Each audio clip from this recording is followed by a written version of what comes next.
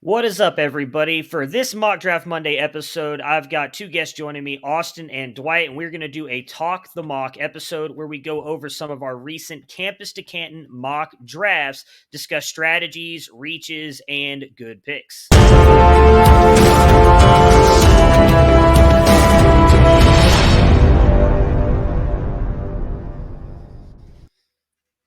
All right. As I mentioned, here are Austin and Dwight. Austin, you've been on, I think, both of these mock draft episodes we've done already. So I'm a staple, baby. I'm a staple. Fan everybody favorite already. Everybody knows who you are, but just in case, introduce yourself, and then obviously Dwight as well. Yeah, I am Austin, one of the founders here of Campus to Canton. I'm at Devi Dietz on Twitter. That's all the interesting stuff about me.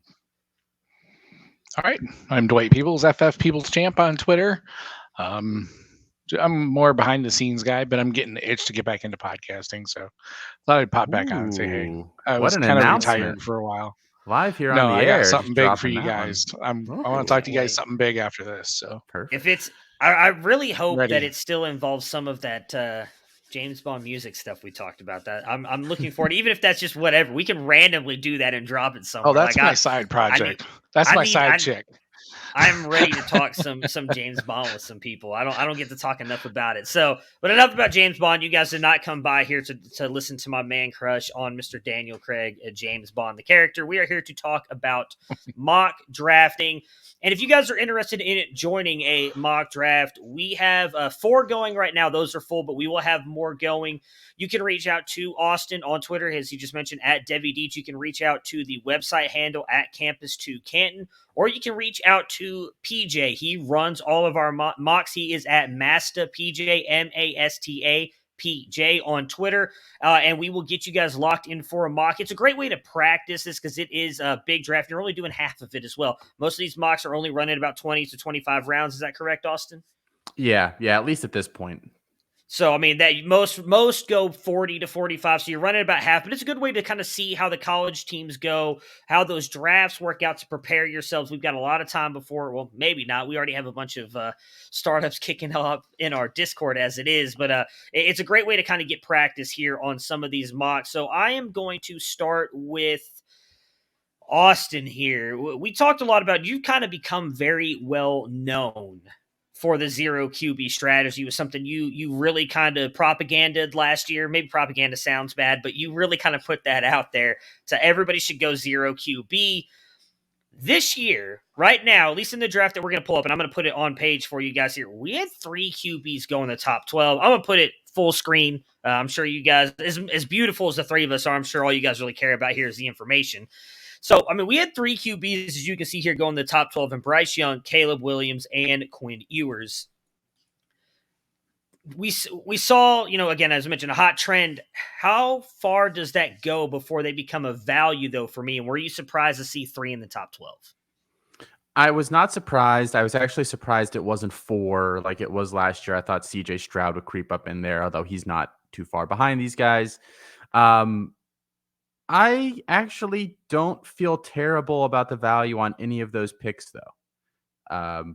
Bryce Young is probably going to win the Heisman here, having a great season. He's going to beat Alabama. I think his value at this point is pretty well insulated. I don't think he's a bad pick there at 4. Caleb Williams, I mean, what happens to him? Does he stay at Oklahoma? Does he follow Lincoln Riley? Does he go even somewhere else? There's still some question marks there. So I think he's kind of the one that I don't know if I love it. And then Quinn Ewers is really interesting. And whoever drafted him here, I mean, if this was a real team, he had not transferred at this point, had not entered the portal. So that person, gets bailed out a little bit. They also probably were anticipating it. But I mean, Texas Tech, whichever spot he ends up is a great spot for him. So I think late first for Quinn Ewers is realistic for the talent. I mean, you just have to pay that price if you want him. So...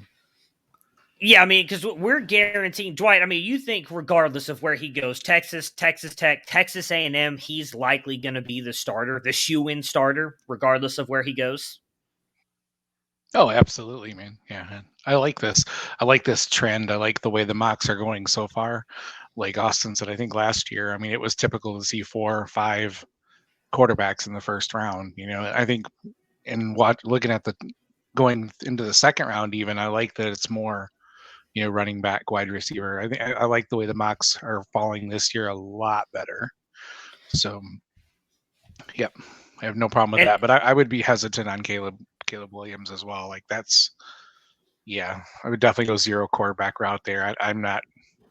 Yeah, I like it. I like that. I like the way this one's shaping out as far as quarterback. So can I ask both of you guys just as kind of a follow-up to that? Because Bryce Young is the first quarterback off the board here at 104. If you didn't want to take a quarterback early, because I think the top three are probably pretty locked in there, Gibbs, Henderson, Robinson, who would you take? Is it Boutte? Is it another running back? Who do you like? Yeah, for me, it's Boutte. Yeah, I just think his value is the best of all of these. He's the top after the running backs. For me, it's Boutte, and I would have took him at 4 if the top 3 fell that way. So it's easily Boutte for me. I mean, you gonna go with JSN, Matt, or? No, I mean Boutte's still my wide receiver one, even with the injury. You know, I've said before, I think the only reason or the only way JSN catches him is if Boutte maybe only plays for a little bit this season, or maybe it has a little bit more medical stuff, and JSN just goes out there and absolutely dominates, which is possible. Maybe in some people's eyes he jumps him, but what Boutte was able to do as a freshman and then again as a sophomore before the injury, being realistically the only player on that offense most of the time. I mean, I know he had Terrace Marshall for it was 5 games that season, but even then he blew up after the fact. I think it'd be very hard for me to see anybody pass over Boutte, and I'd be with you. I would take Boutte over Williams. I think we talked a little bit about this. I don't know if it was on or off air, Austin, on our Devy mock, but Bryce Young's really the only one I feel comfortable taking that high. I mean, I actually took Quinn Ewers at 12. He goes at 7. And that was a Devy draft, of course.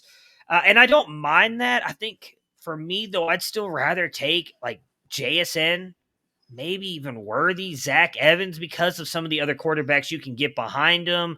I mean, I just, we've seen it. I mean, I feel like I'm the biggest CJ Stroud hater in the world sometimes with the conversations I have about him, but Stroud's proven it on the field already. Jackson Dart's shown us more than Quinn Ewers has. I don't know. I know sometimes you have to scout with projection and draft with projection, expecting what he's going to do. But I mean, those guys have already seen it. And I think locking in a guy like JSN, Xavier Worthy, Zach Evans, Will Shipley might be better for not just your college team this year and then your NFL team moving forward. So I was very curious to see those guys go. Sticking with the quarterbacks. Yeah, if I don't get Bryce, no, it's all right. If I don't get Bryce as the only quarterback I would take in the first round. Yeah, I mean that's honestly that's it. I mean, if Ewers fell to 12, like you said, I might consider it, but yeah. I would much rather go with one of the running backs or wide receivers. So sticking with the quarterback theme here, I mean, we had CJ Stroud going in the second round, Jackson Dart as well, and then Tyler Van Dyke at the back end. The interesting one to me, and Austin, I know you talked about it a little bit on Campus Live for those who have not been listening, but I mean, DJU here in the third round, I was trying to find, and then Spencer Rattler in the fifth. I actually don't mind Spencer Rattler all the way down in the fifth, but DJ in the third, I mean, how much do you have to be projecting him to have just a massive bounce back season for you to take him in the third round? I think that you have to have some unrealistic expectations, and I don't want to just sit here and bash DJU and say he's bad at football. I don't want to see, but if you think about it, something has to change for him to justify that ranking. It's not and Dabo's still going to be there. Their offensive coordinator may be leaving. Is rumored to be getting the head coaching job or in contention for it at Virginia. That would probably be a net positive for DJU because he seemed pretty unimaginative in his 1.5, 2 years there. But I mean, their wide receiver room, they're not adding anybody that's anything different than what they already have. Their offensive line, I don't think is really going to improve from last year to this year. Dabo doesn't really use the portal. So, I mean, the circumstances surrounding him, I don't think there's anything changing significantly enough for me to then spend that early of a pick on him when he was, and this is not an exaggeration, one of the worst starting quarterbacks in all of FBS this year by virtually any metric that you can toss out there. So I I honestly wouldn't touch DJU before like the 10th round. I'm not even sure if he starts the whole year. Dabo has shown that he'll start a freshman quarterback, and they've got a 5-star kid, one of the top kids in the class, coming in again. So that it's just too rich for me there. Yeah, I mean, Cade's getting a lot of love. So Dwight, as I mentioned, you got him going here. I mean, Anthony Richardson, Drew Aller, Spencer Rattler, Jack Beck, Jake Hayner, the guy coming in behind him, Cade Klubnik, Kyle McCord, Drake May, Gunnar Stockton. I mean, how many of those guys would you take over DJU, or are you fine with someone drafting DJU that early? No, I would take all of them over him, I think. Honestly, yeah. Maybe not Stockton, but I don't know. Like Austin said, the metrics. But if you watch the game tape, I mean, the night and day difference between him and what you expect out of a normal quarterback. I mean, his touch is off. His accuracy is off. He doesn't seem poised. He doesn't seem like he has any idea what's going on. I mean, it was very hard to watch. I've been stepping back and watching deeper into these guys, and it's rough watching him, man. It's just something is definitely not right. Like something changed between the Notre Dame game and over the course of the year or whatever. But it's ugly, and I'm scared. I mean, I like Austin 8, 9, 10 round if he's still there. Why not? He's still a 5-star guy. He still have seen a glimpse of something, but I would be happy taking all those guys over him and not even thinking about it. Beyond the fact that he was a 5-star quarterback coming out of high school, has he shown that much to be considered better than like Jamie Newman was entering his last year of college? Jesus. Like that's probably a slight exaggeration, but like really. I mean, it's he almost just seems like the kind of kid that he should go in the portal, just go somewhere else and just start over again. Because I don't know if it's going to happen there at Clemson. Yeah, I mean, it's really been 2 games. I mean, but let's be fair. I mean, it was. I guess we should say one really good game, because was it Boston College? The first one was kind of iffy. Like, he wasn't great, but he was solid.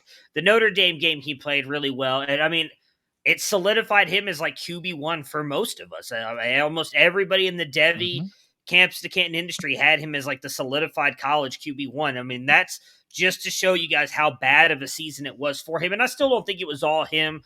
Felix Sharp, one of the other co-founders here, put out a great video on him on this channel. Search it. He did a great little breakdown of what happened to DJU. So I'm with you guys, though. 5th, or not even the 5th, was a 3rd round just seems way too early. I think you're projecting, or you're hoping for a massive bounce back for him. I would take him much later than that.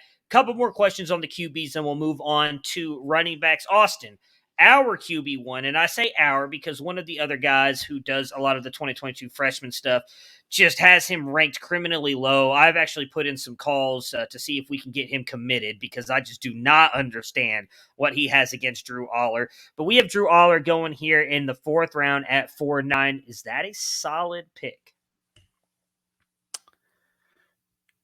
I go back and forth on this. I think that the day and age of being able to sit in these drafts and wait on top freshmen falling is pretty much gone. I think if you have a guy that you like, you just have to take them. Like I don't like Emmanuel Henderson as a player. He goes 2 picks before this. But if you believe in Emmanuel Henderson and you think he's going to be good in college as a highly rated freshman, you have to spend that capital. So I don't knock anybody necessarily for spending that early on Drew Aller. I do caution that doing, like 4 straight picks like that is probably too much risk. But I think if you sprinkle those guys in, and Aller being one example, and, Henderson, or there's a bunch of guys kind of in this area that are like that I don't necessarily think it's a bad thing. Yeah, I mean, we've got 3 guys in the top 75, 3 freshman quarterbacks. Now, Dwight, we saw last year that a lot of these freshman guys we had a lot of hope for didn't really produce. Some of that may have been COVID messing up a lot of their seasons. There's a lot of guys who didn't even get to play their senior seasons in high school because of COVID, came in, and they're probably still having to build up and kind of get to a point where they were comfortable playing. Probably doesn't happen this year. We know most of these guys, actually all of them, I believe, all of them are healthy, played full entire senior years. how early would you feel comfortable drafting a freshman quarterback with realistically no idea knowing if any of them are even going to start this season?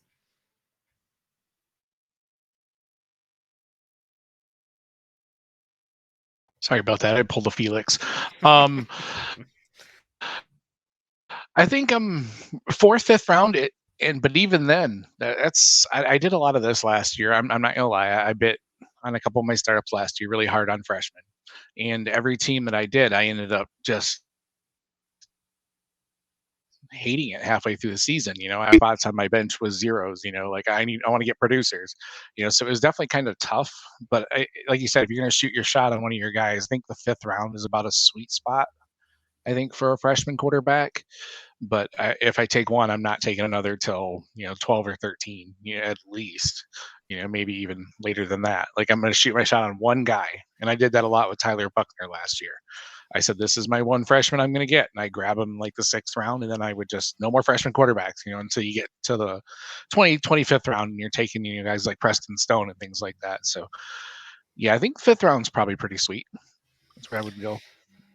Yeah, I kind of agree with what both of you are saying there. I unfortunately did the same thing as you, Dwight. I did not do that last year. I took a lot of guys. There's a couple leagues that I'm in with Austin where I doubled up on guys like Jake Garcia and I'm trying to Drake May. There was one league where I took both those guys, and then I took a Baron Morton 10 rounds later, and there's a shot that none of those guys are starting this year, and I just wasted 3 picks on quarterbacks. And I should point out the reason it matters so much for those of you who do not play in Campus2Canton leagues, they're almost completely super flex. So having 2 quarterbacks matters. And you would think, okay, well, hey, with 130 teams, 45 rounds, you've got plenty of room. You would be surprised how quickly good quarterbacks are gone in some of these drafts. And it is kind of hard at times to find these guys on the waiver wire. Austin, I'm going to come to you first here. Who is a second-year QB that you would be willing to bet on his current ADP? The second-year quarterback that I'm willing to bet on at their ADP. That is a really good question, because I think we still kind of have to see transfer portal shenanigans and see where some of these guys end up. I mean, I think Jackson Dart at the end of the second is actually not bad at all there, but that's probably not a pick that I'll make very often. How about this one? And this is a guy that I'm not even really a fan of. J.J. McCarthy went in the 11th round of this draft. I think that's fairly consistent with where he's going and the other ones that we're doing right now as well. Look, I don't think that Harbaugh was going to intend for Caden McNamara to start again. And does he even have any eligibility left? I don't know that off the top of my head. But they cannot do another season with Caden McNamara that is holding that offense back. I think he takes that job. You hope he develops. You hope he becomes something. And they have some pieces there around him now. The running back stable is pretty stocked up at this point. A lot of athleticism at wide receiver. So he's a guy that is going a little bit later than I thought he would actually go. And I actually don't hate that spot for him. So McNamara is technically listed as a junior, so I'd imagine he still has at least one more year of eligibility, as Michigan fans are crying everywhere, as that is put out into the universe. Because I think a lot of them agree with you on that. I think they'd rather see J.J. McCarthy running this offense. I think they'd have a better shot at beating Georgia in about, 20-something days now at this point if J.J. McCarthy was playing. Dwight, I know you don't have access necessarily to the ADP at the moment, but is there a second-year quarterback that you believe in that you would try and take a shot at in your C2C drafts? Yeah, I really like. I mentioned Buckner before, and I like him, but I won't because I've mentioned him before. I won't give him as kind of a chalky answer. But I really like the opportunity that Ty Thompson has at Oregon. I see he went as the last pick in the 8th round in this to Colin, actually. So I like that spot there. I think that Oregon's got a chance. I'm a little nervous about what they're going to do with coaching and stuff. I feel like they're kind of behind the ball now. Like they're, behind everybody else has already got their coaches, and now they all of a sudden lose theirs, and now they're kind of shuffling a little bit. So, but I think the new coach and the new system is going to want to make a splash. And Ty Thompson, I loved his high school tape, and I think he's got a really good shot there at Oregon. So he's one of the couple that I pop out. And his average ADP right now, he's going as quarterback 23 overall, an ADP of 90. So certainly not bad. There are a couple guys going after him that I think are probably better selections. Brendan Armstrong actually is the quarterback 24 right after him. I think I'd rather have Brendan Armstrong. Grayson McCall is quarterback 25. Seth Hennigan, QB 29. Those are three guys that I would maybe want more than him just because we've seen them do it before. But Thompson in that range feels pretty good. Yeah. I thought Armstrong Brown. was Nice. third year, fourth year. Yeah, I don't know. He is, yeah. Like I just meant like quarterback overall. Yeah. Like I don't know if I would prefer a second year Ty Thompson over an Armstrong who just had a no, absolutely not. No. Yeah, we can. So actually, that was going to be my last question on quarterback, but I will ask about that because I do think that's important on the CFF part of it. But Austin, I want to see if you can give me Sam Hewards because he would be my pick. So right now, I see him. He went at 12-8 in this draft. Getting DeBoard from Fresno, I think, could be huge for him and his development. Maybe Washington actually has a very pass-friendly offense. I think at this point they're going to turn the keys over to him. I don't remember where he was exactly in our composite rankings for us. I know I had him at 1 coming into the season. I believe Colin did as well. I know you didn't, Austin, but me and Colin were both very high on him. You had him at 2. Okay, so he was likely then very high for all of us. So he's got the skill set and now likely going to be in a pass-friendly offense. He's a guy that I'd be willing to bet on, especially in the 12th round. Like, if you do take that 0 QB strategy and then you're able to get a guy like Heward, who I do believe has some NFL upside as well in the 12th round, that's not a bad snag. I do think his ADP is going to rise because Jake Haener is no longer going there. I think that was kind of off-putting as far as he is concerned. What is his ADP right now before we... Average is 85.7. So whoever took him in this draft actually got a nice little steal there. Yeah. All right, so let's talk a little bit about the running backs, and I'll actually ask you guys the strategy questions here at the end. Dwight, Tank went over Will Shipley and Zach Evans. Would you take Tank Bigsby over both of those guys? I would. Yeah, I really like where he got on this. Geez, can't talk all of a sudden. I like really where he landed in this one. Evan, they're all right together, and I wouldn't fault anybody for taking any of those, but I still like what Tank has done. His overall 3-down skill set. I mean, I know Zach Evans has it too, but I feel like Zach Evans still has baggage, and we don't know where he's going. And like, I just feel like Tank's safer. I know he's got Jarquez Hunter kind of made people a little apprehensive this year, because he came in there and was taking carries and looked phenomenal, so everybody's like, I think Tank took a little bit of a hit this year, but it's still there. I still love his game and what he brings. I think he's going to be a really, really good 3-down back in the NFL. So I like that Tank there at 9. That's, I think, right where he belongs, honestly. Austin, what about you? I know we've kind of talked a little bit about this on Devy Debate.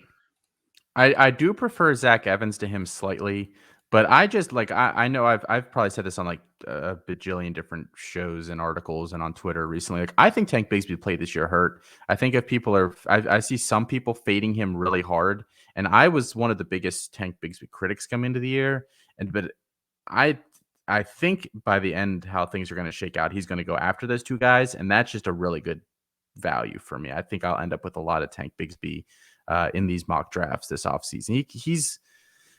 He's a good player. I mean, there's still a lot of things he needs to work on. I still think, I always equate him to like, he doesn't quite know which tool in the toolbox that he needs to use at any given time, but I think he can still learn those things. I think he's got the athletic ability, the size, all of that to be a really good player. Yeah, and I want to just echo what Dwight said too. I'm with him on. I think he does have a very bright NFL future. I think he's a guy who can go in, take the league by storm, be like an RB1 for a couple years. I don't know if he's got that second contract in him, but I definitely think he's a guy, if you have him on your C2C rosters when he gets to the NFL, you're going to enjoy having him at least for his entire rookie contract. I think as long as he stays healthy, he's going to be really good at the next level.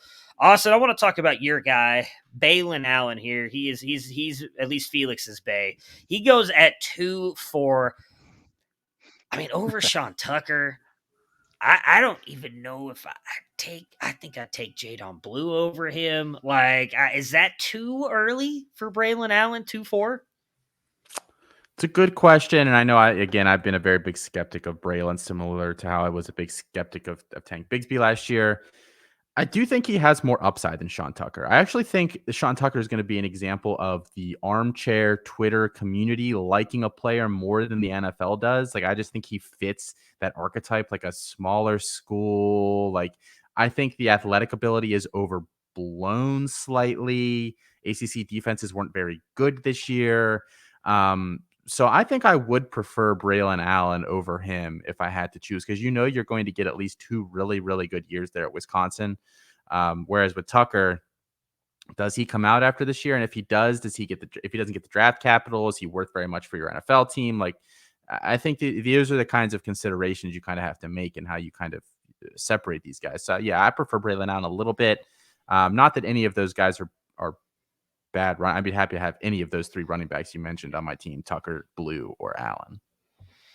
Dwight, I mean, we're always told to scout the player, not the helmet, but a running back at Wisconsin matters. It just does, with the way that they've been able to develop them. It's just like a wide receiver coming out of LSU here recently, or I would say Ohio State, but that might be a little bit biased. What are your thoughts on Allen going this high? Is there any of those guys you see right below him? A Tucker, Jadon Blue, Jace McClellan, Branson Robinson, Raheem Sanders, Blake Corum. Would you take any of those guys over Allen, or do you think that's a good draft spot for him? Shoot, I'd probably take them all over him once again. I want to see it more. I mean, I definitely was impressed with what I saw this year on tape, but I'm a little bit apprehensive going forward. I'd like to see a little bit more. I know the other guys are also, a couple of the other guys are in that same category, that they haven't shown as much in short amount, especially with the freshmen. But I just have apprehensive thoughts about Allen. I need to watch him a lot more. I know that for sure. I didn't get to scout him as close as I wanted to this year. I think I've only cut up one of his games, which is pretty unusual at this point to have a running back that had as much play as he did. So I like Tucker a lot better. Definitely Jace and Jaden. But beyond that, I guess probably right there in that area, maybe before Branson, Raheem. I might take Corum over him actually, but yeah, it's kind of, they're all right in that area where if you late second, early third, I think I'm happy with just about any of those. So yeah, but I'm a little 2-3 seems a little scary to me. Like, I think that's a little bit early. So. Yeah, I mean, I'm with you there, and I need to see a lot more of him too. We've talked a lot about he reclassified to come into college football. He was, I believe, a linebacker before he switched to running back. So I mean, the one thing we can say is he's been very impressive for a kid who has not played that much running back. So maybe he does have a very high ceiling, and you would think a school like Wisconsin is going to be able to get that out of him because of the way they've been able to develop running backs. A couple interesting picks here in the middle rounds. Before I ask you guys your best or your favorite picks here on the running back, I think Rasheen Ali. That's a great pick in my opinion. There that's the fifth round. A guy that was undrafted last year, and I think even going into, I think it was week 4 or 5 of the college season, was still like not even 10% rostered. Now going as a 5th round pick. I mean, the dude I think likely is going to continue to just destroy when it comes to points on the CFF side. But 2 guys that coming into the season had a lot of hype. And now, I mean, these both I think were 1st to 3rd round picks. They haven't dropped too much into the 5th round. Jalen Berger, who is now going to Michigan State, and Eric Gray, who is still at Oklahoma at the moment. Dwight, I'll come to you first since you are the Michigan State fan.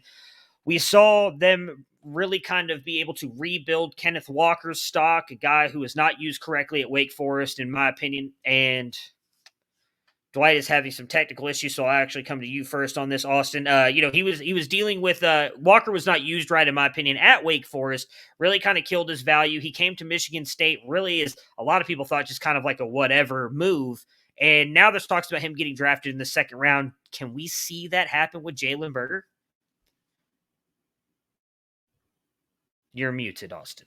Oh man, I think he can. I think that's probably his hope, his intention. He just saw what Kenneth Walker did, and he plans to hopefully do exactly the same thing. I do just want to caution, like, he not only did he get kicked out supposedly of Wisconsin, but he never really ever seized that job there, even though it seemed like that coaching staff wanted him to take it. Like, they kept trying to nudge him in that direction. He just couldn't do it. So I'm interested to see what he does there, especially there are some rumors as to freshmen that they're still trying to bring in this cycle that I think are both really, really good players. I would caution people not to overdraft him and hope that lightning is going to strike twice there because I'm just not quite sure that it will. Yeah, I mean, I do like Berger. He's a guy that I had ranked very high, even after his like suspension and everything with Wisconsin, because I thought, okay, it was going to blow over. Obviously, that did not happen. I'm with you. I think the 5th round's a little early, and I know it sounds crazy to say this 6th or 7th round, but that's a lot of players to actually go off the board. Like, I probably still take McCaskill over him because I like what he did at Houston last year, and then maybe take him after that. But I do think that's a little bit early for him. And then obviously Eric Gray at Oklahoma. I mean, we still don't even know if has Kennedy Brooks announced yet. I don't believe he's announced that he's leaving to the NFL, right? So I've heard nothing. we don't even know if he's going to be the guy in that backfield. They have a really good freshman coming in my opinion, in Gavin Sawchuk, who's said that he is going to stay there. I mean, I feel like you're really hoping for a big upside play here as well with Eric Gray. You are. I mean, guys bounce back every year. I am interested to see where his ADP settles. He's probably a guy that he's probably left a bad taste in a lot of people's mouths. I probably won't be taking a lot of him, but I can see the appeal, and I won't knock people. It would just depend again on the range. I think where he went in this draft seemed pretty acceptable behind a lot of other guys, and in that range he's in. Corey Kiner, Eric Gray, Tavion Thomas, Roydell Williams. As far as NFL upside, I think is as great as any of the guys there. So that's not terrible.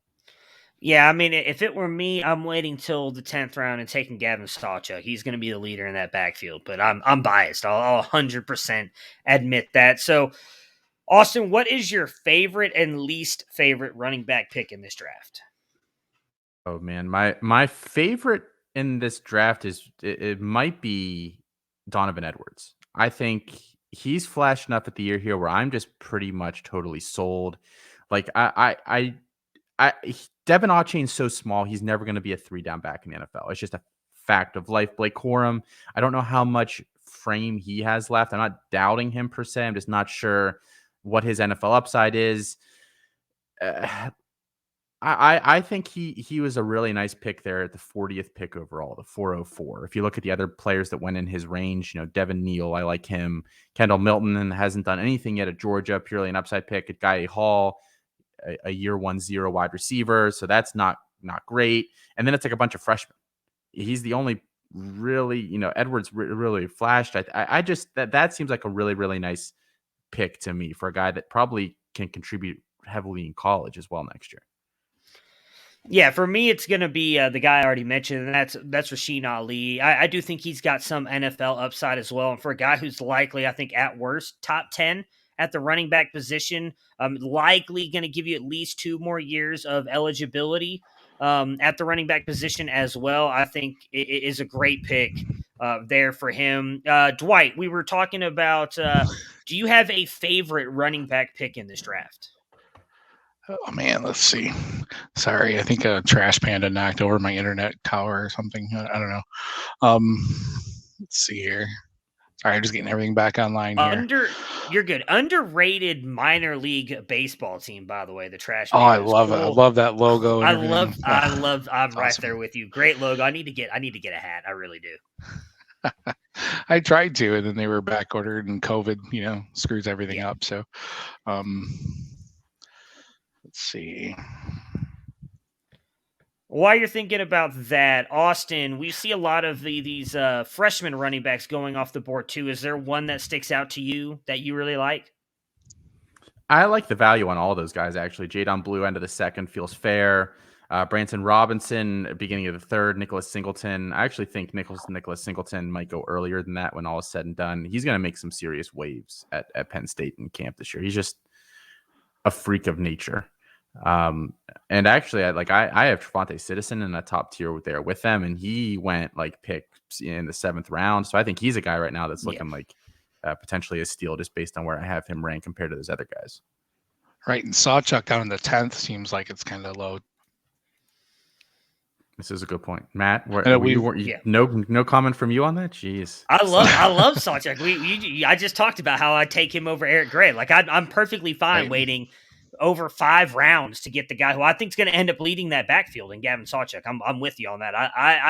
But I am admittedly higher on him than the rest of my compatriots who are looking at the freshman. I think we all have him top 12, but I believe you and Alfred Austin have him closer to 12 than I do. I have him at 5, I believe, right now, 4 or 5, and you guys have him like the 10 to 12 range. So, right. I like Austin. I like your pick of Jacavius Marks too, down the 11th. I like that. That's more probably a C2C pick, but yeah, I like him a lot for C2C especially. So there's just a couple that pop out. And one name I just want to toss out that I think has a chance to really rise up this is Logan Diggs from Notre Dame, who actually went earlier than I thought he would at the 9-10, pick 106. But if he takes that starting running back job there next year, that's going to look like, and I think he probably can. I think that pick in August looks just like bonkers value. All right, so let's talk a couple wide receivers here before we get into some strategy questions, and then we'll get out of here. I mean, these top guys make a ton of sense, right? Butte, JSN, Worthy, Addison, Downs, especially with what Downs and Addison can do for you on the CFF side before even going into the NFL. Quentin Johnston, then it gets interesting. Like, I love Mecca, hasn't done anything. I don't know if that's them kind of hoping that Ohio State continues to be an explosive offense. You got Rakim Jarrett, who, a lot of the analytics people are down on because he's done absolutely nothing at Maryland. Austin, you've talked about how you would be selling him if you had him. Marvin Harrison Jr., same thing, has not really done anything. I mean, JoJo Earle's probably been the most, outside of those freshmen, he's been the most productive. Then you got Jermaine Burton, Ja'Cory Brooks, I got Ajayi Hall, Marvin Mims. Like, how do you value those guys? Are those all guys that you're willing to draft here in like the 3rd, 4th round? Or are you willing to just kind of go running backs and trying to attack guys like Parker? Like, I think I'd rather have Parker Washington over almost all those guys that I just mentioned. You could not pay me to take Guy Hall in the first 8 to 10 rounds of a draft. You probably couldn't pay me to take him in the first 15 rounds. Just based on how I've kind of looked into these wide receivers. The guys that do literally nothing is in their first year. That is like, if they catch one touchdown, they do no longer qualify for that. It doesn't mean they're good, but if they don't do anything, that probably means they're bad. Like, that's just kind of the buckets that they fall into. Hall has truly done nothing. Every other wide receiver in that class that Bama brought in has done something. He's just a total fade for me. I look at a lot of the guys in that range, and I don't feel that good about any of them. I mean, we don't know where Mims ends up in the portal. Bo Collins is an intriguing one at Clemson. Kind of came on at the end there of the year. Is he still their wide receiver? Like, what's their quarterback situation? What's that offense look like? I don't know. The one that I will say I think is too high, but I get the reasoning, is Dontavian Wicks at the 502 there. A wide receiver there at Virginia, Brendan Armstrong's top weapon. I've watched him, and he is a pretty good athlete, and I kind of like him a little bit, but I don't see much NFL potential there. You get one college year left. That seems kind of high to take him when I can take a Mac guy 20 rounds from now that also only has 1 year left or whatever, and will probably give me the equivalent amount of points. So those are just kind of the guys as I'm going through there that scare me a little bit, I guess. Dwight, what about you? Right. I'm in the same boat, man. I mean, I understand people taking a shot on them still. These are all the top freshmen. These are probably where they were going last year almost. The 4th and 5th rounds, a lot of those guys, the Mario, the Ajayi, the Ja'Cory, they were going the same exact spot last year. I swear. So it's kind of crazy to see them still here. And I'm right in the same boat. I'd be a little apprehensive to take them. I might take one of them, but I'd rather have Washington and maybe even Troy Franklin, going down the list here, Jalen McMillan. Some of these just seem crazy to me. I don't know. I mean, I guess everybody's still waiting on that promise, but like you said, if they don't do anything the first year, it kind of gives me a reason to pump the brakes a little bit on them. But I would take maybe one of them, but I would not be peppering the middle rounds of this first, the first 10 rounds here. I would not be getting a whole bunch of them and just praying that one of them works out. So I would rather wait, like you said, later and take a guy that I know is going to get the college production and is going to be a heck of a lot cheaper. You bring up a great strategic point there, Dwight, where you just said all these guys as freshmen went in this range and they're going in the same spots. Mm-hmm. You can take them as freshmen because they'll probably be back in that same spot. But taking them as the sophomore is a huge gamble because if they don't do it for 2 years in a row, that they're probably not going in that range anymore. Yeah, so that's the risky part. Well, and what's interesting about that, and we'll lead right into the strategy talk here, is there's really only one freshman, unless I'm missing one, going in those top 6 rounds, and that's Evan Stewart, which we saw a lot of those guys. I mean, Mecca, Marvin Harrison, Troy Franklin, as you guys just mentioned, Hall, Brooks, Earl. They were all going right around these rounds last year with some of these guys not having that much production, as we talked about, because of COVID. And we did not know what was going to happen. Evan Stewart is in the top, was that top 60, right? Yeah, or it's top 70. I'm sorry, 67. And the next guy is Andre Green at 89. So very interesting to me. We see a peppering of running backs and quarterbacks that are freshmen, but the wide receivers are really not drafted up that high. I'm very curious to see if that changes at all as we get closer to like more and more people diving into the freshmen. If some of those guys jump up, because there's a couple of guys like I like Evan Stewart a lot. He's one of my top guys. There's a couple of guys I'd probably take over Andre Green. So I'm curious as to why some of those guys have fallen down there. Julian Fleming at 9 is just that's bad. I'm sorry. I don't mean to disparage anybody. You should not take Julian Fleming in the top 10 rounds. But Austin, you and Dwight, you guys were talking about, I'm going to take the mock off the screen now here. You guys were talking about some of that strategy stuff. And I think that matters. And Austin, you mentioned something earlier with Brennan Armstrong, who we know probably doesn't have a real NFL future. How do you typically gauge when you want to pivot to some more college-friendly players? Because, again, you can get guys in the MAC or some of these lesser conferences that put up dozens. And, I mean, there were times Malik put up, how much was it, 75 one week in his big week? Like, you can get these MAC guys and these college producers that can help you with your championship that really are not going to have any kind of NFL production. When is it that you typically tend to pivot in your drafts? And you can do that for all positions, not just quarterback, running back, wide receiver. When you tend to pivot to try and get those high-end college producers, is there a set round? Is it just kind of feel of the draft? Feel of the draft for sure. And I think when I try to make this clear when I talk about this subject, when I say like I don't think this guy has an NFL future, that's like a very soft prediction.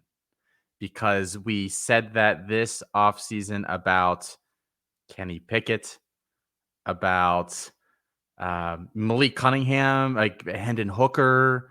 I mean, there's just a slew of guys that we probably said, he's probably a college-only guy. And now they're getting like some sort of buzz and makes me look like an idiot. So I do think you have to be really careful. And that's the first thing I want to say about Brennan Armstrong, who could very well be Kenny Pickett next year. But that being like, I think you can find those guys late. Like, I just really do. I'm not that interested in finding Uber producing college. I mean, this year you could have gotten basically free Hendon Hooker, Cameron Rising, like Kenny Pickett was probably basically free. Seth Hennigan, Martinez, Seth Hennigan. Just like all of these guys were basically free. Anthony Richardson was basically free in drafts, and they all have like enormous Jaron Hall. They all have enormous upside now. So like, I don't think you need, especially a quarterback, to target that early at all. You just kind of need to be on the ball as when waivers come around in your leagues to get those guys. Yeah, Dwight, is that the same for you, or do you try and target those guys?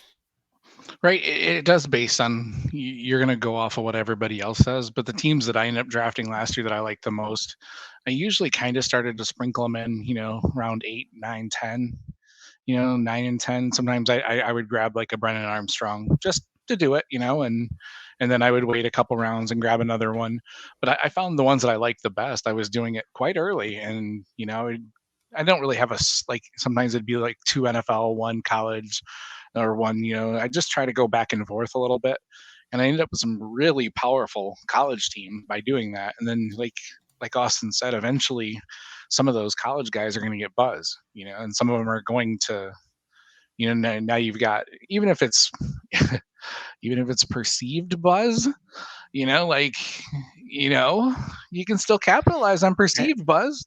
You get enough of the Twitter guys. Yeah, enough of the Twitter guys saying, hey, this guy from Arkansas State might be something, well, hey, I'll trade him for this, and the guy's like, oh, okay. So yeah, sometimes it's just, yeah. So I like doing that. So I definitely like the teams where I focus more on college throughout the what I call the middle rounds, are 10 to 20. I would try to grab a couple really good college guys in there. So yeah, I'm with you, Dwight. There's a couple teams that I really like. I did the same thing where it wasn't a bunch of them, but I picked and choose some rounds. Like there was one I remember, it was like round 13 or 14 that I just didn't love some of the players that were on the board. It's like, I'm going to take a CFF guy here and just kind of help booster my team up. And I do like the way that those teams built out, because Austin is definitely right as well. I mean, there were, like I just mentioned, Rasheen Ali, Seth Hennigan. Those are guys you got up off the waiver wire that it could have been league winners for you this year. I think there's a healthy, if you can mix them in here and there, I do think it can help your team out, and definitely as well in the waiver wire, because with college, there is going to be a ton of those guys every single year. So before we get out of here, I will say we'll be doing these a lot throughout the offseason, talking to mocks, not just C2C. We'll do some Debbie stuff and everything as well, but most of the time we talk these C2C ones just to give you guys more strategy and keep you guys kind of going and up to date on what we think about C2C. There's different ways you can attack your drafts. Is there anything you guys want to say before we get out of here? Nope, good, man.